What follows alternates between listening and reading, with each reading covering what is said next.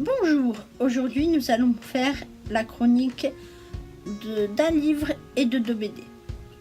Le premier livre dont je vais vous parler est L'apprenti épouvanteur de Joseph Delaney, aux éditions Albin Michel. Ce livre est un livre fantastique, bien sûr.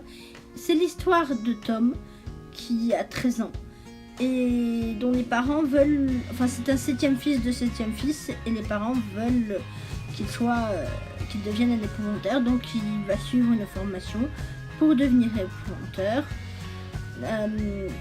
Tout au long de son parcours, il va y avoir une quête, des essais, des tests que l'épouvanteur va lui faire passer, ce qui est très intéressant, dans le sens où certaines scènes font un peu peur pour les jeunes enfants, notamment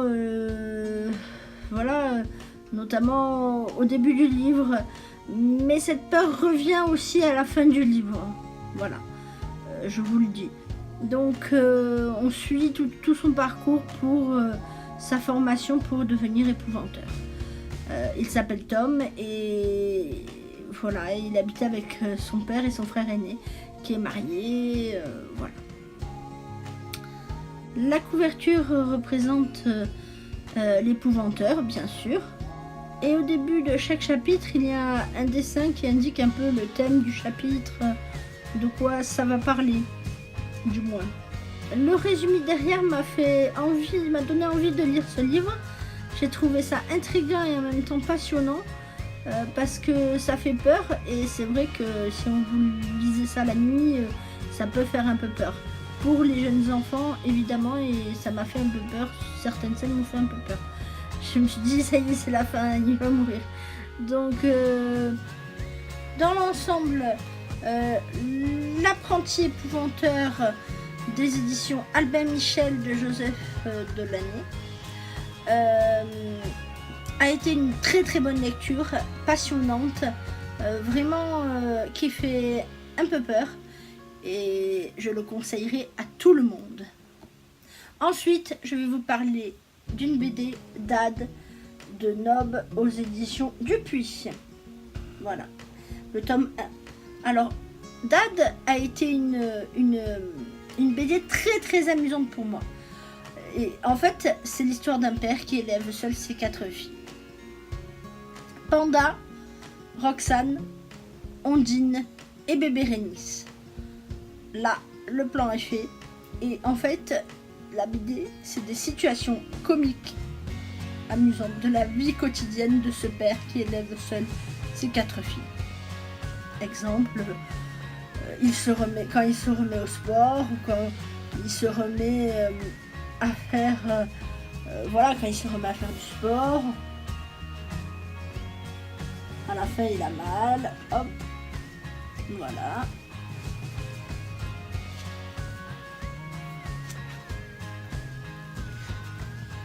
Ensuite, ça peut être chez le médecin,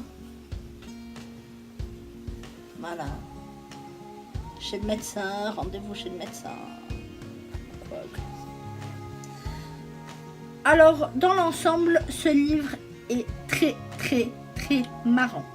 Je pense qu'il y a un premier degré et un second degré, c'est sûr. Mais dans l'ensemble, il est super marrant. On passe un bon moment. Je le conseillerais à des jeunes qui peuvent comprendre que la situation de père célibataire peut avoir des avantages comme des inconvénients, peuvent connaître les déboires un peu d'un père célibataire, et je trouve ça très sympa. Voilà, je le recommande chaudement, et on s'amuse bien, c'est rapide à lire, c'est facile à lire, voilà. Et j'ai aussi lu le tome 2 de Dad de Nob dans les éditions Dupuis toujours.